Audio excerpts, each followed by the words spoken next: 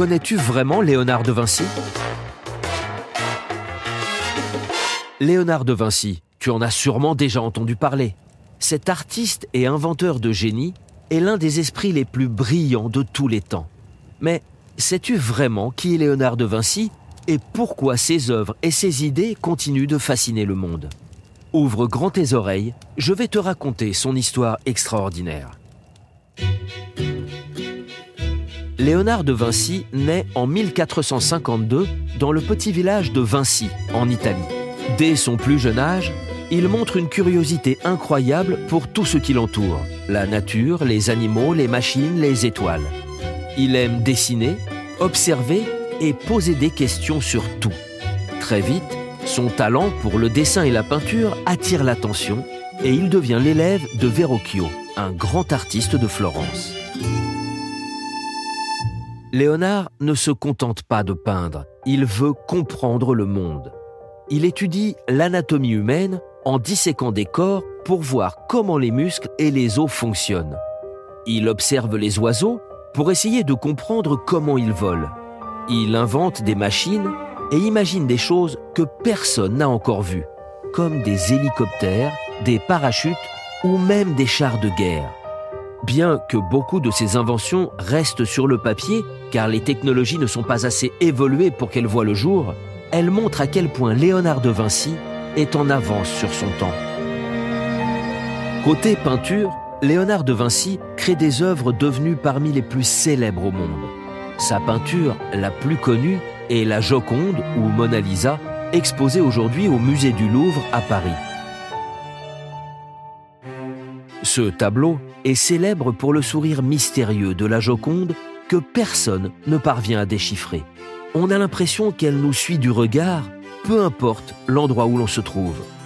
Léonard de Vinci utilise des techniques révolutionnaires pour rendre ce tableau si réaliste.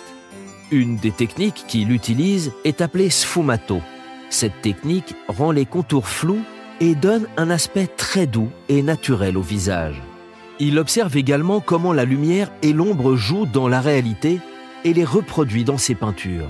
C'est grâce à ces détails que la Joconde paraît si vivante et mystérieuse, comme si elle pouvait bouger ou parler.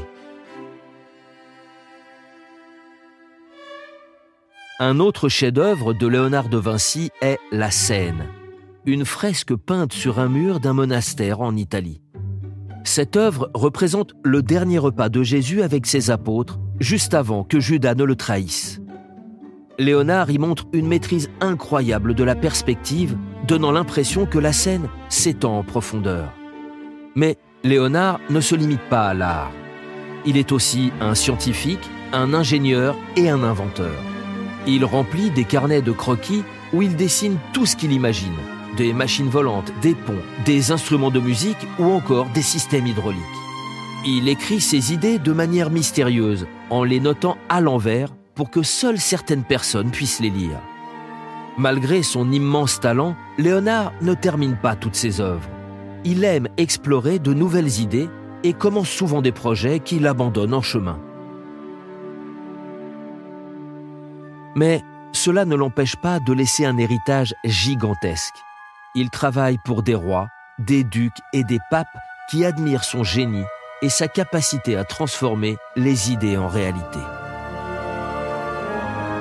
Léonard de Vinci passe les dernières années de sa vie en France, invité par le roi François Ier, qui admire beaucoup son travail. Il s'installe au château du Clos Lucé, où il continue d'inventer et de réfléchir jusqu'à sa mort en 1519. Aujourd'hui, Léonard de Vinci est considéré comme l'un des plus grands génies de l'histoire. Ses peintures, ses inventions et ses idées continuent d'inspirer les artistes, les scientifiques et les inventeurs du monde entier. Il nous montre qu'avec de la curiosité et de l'imagination, tout est possible. Et voilà, maintenant, tu connais vraiment Léonard de Vinci, un artiste et inventeur extraordinaire dont les créations et les idées restent une source d'émerveillement.